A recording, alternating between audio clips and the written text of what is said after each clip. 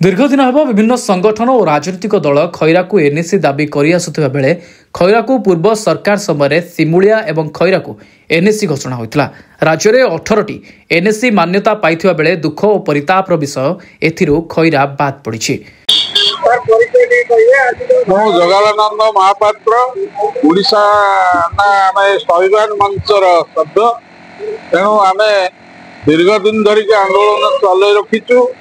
गत मार्च 24 मसीह आंदोलन होता 9 दिन धरिकी से पूर्वतन सरकार आमको एश्योरेंस देते नोटिफिकेशन भी करते किंतु दुर्भाग्यवशत सेटा कार्यकारी हो नथिला।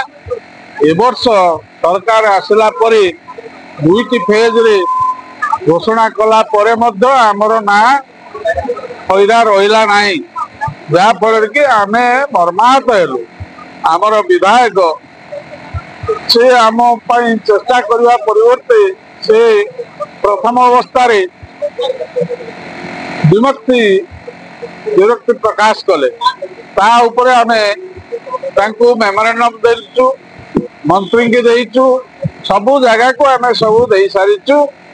परवर्ती अवस्था आमर धारणा ये 10 दिन रे आज पहुंचला। पूर्व बंद डाकरा देइथिलु, मीटिंग जनरल बॉडी होता, समस्त मत आसीला।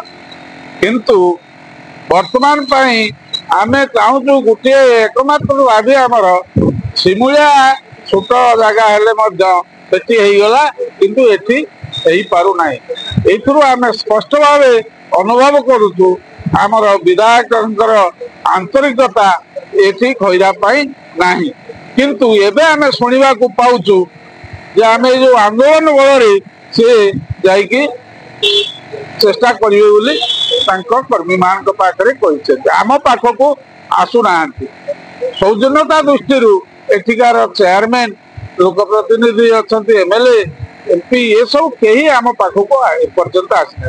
तेणु जेपर्यंत ये दाबी हासिल न होइछि से आम पाखक आसिक प्रतिश्रुति कौन प्रकार विश्वास योग्य प्रतिश्रुति देना आम से पर्यंत आंदोलन को चालू रखू। ये हूँ आम स्वाभिमान मंचर डाकरा।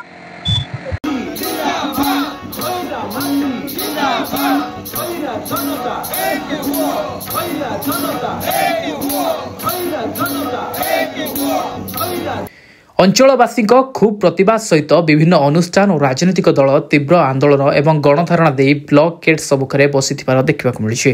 खैरा अंचलवासी दाबी को खैरा को एनएसी मान्यता घोषणा न होगा पर्यंत यह आंदोलन तीव्रतर हेबो बोली चेतावनी देइछन्ति। सोररू मानस पेज को रिपोर्ट अभय न्यूज ओडिशा।